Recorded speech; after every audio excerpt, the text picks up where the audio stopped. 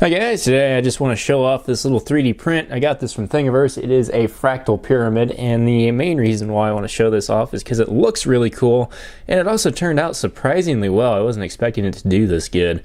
I printed this in Hatchbox ABS. I'm mostly using ABS right now because I have a lot of it to go through.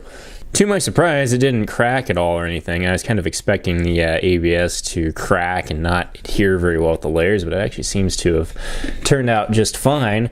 Now, I think this looks really cool because essentially what you have is a pyramid. You see there by my thumbnail. And then those pyramids make up another pyramid. Then those pyramids make up another pyramid. Then those pyramids make another pyramid, and then those pyramids make another pyramid, and then those pyramids make the entire pyramid. So really cool design. This one in particular is actually meant to be printed with vase mode, which is kind of interesting because you end up with one perimeter all the way around, and usually when you print things in vase mode, they're, well, vases. So this print used something like 25 meters worth of plastic and took about 12 hours to complete on my machine. It's relatively large, it's about 4.3 inches both ways on the base here. It's square, of course. So I actually saw some coverage from Murph where people were printing things like this.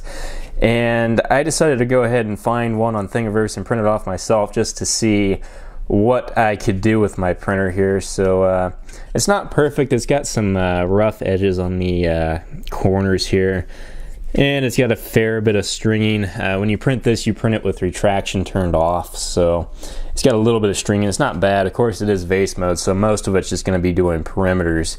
All right, so I'll give you a bit of a closer look here. You could definitely do a better job with a better 3D printer than what I have, but anyway, it is definitely a cool model. You can see all the little pyramids there. I'm actually pretty surprised as to how well this turned out on my printer. Was not expecting it to be anywhere near this good. I was kind of just expecting it to be a complete mess, but it did print it okay. Alright, I just figured I'd show the Thingiverse page for this and which file it was exactly that I downloaded. So this is Fractal Pyramid with a continuous cross section, which you've got this little animation down here which kind of shows you how it's going to print.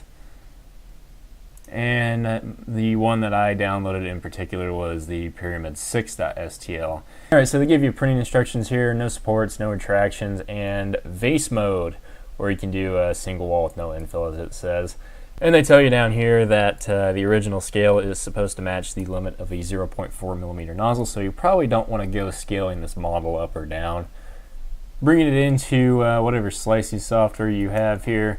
In terms of settings, not too complicated, of course. Basically what you're going to have to do is just take whatever your normal settings are, enable spiral vase mode here, or whatever it's called in your particular slicer, and that's going to give you the settings that you want for this. And also in your printer setting, you're going to want to disable your retraction. So alright, so this is what it will look like after it's sliced. For me, it actually took something like 15 minutes to slice this, which is kind of insane. But I do note here, I'm using a Slicer Prusa edition, but it doesn't actually even look perfect in the preview here, which is kind of unfortunate. You see there's a gap there and a lot of jagged edges down the side here, and even the pyramids don't look that great. Of course, these are such small pyramids, it's going to be hard to print no matter what, but it doesn't look like it's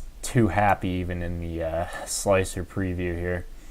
So anyway, I just found that model interesting. I'll go ahead and put a link to it in the description if you want to try to print it out yourself. And that's it for now, guys. Bye.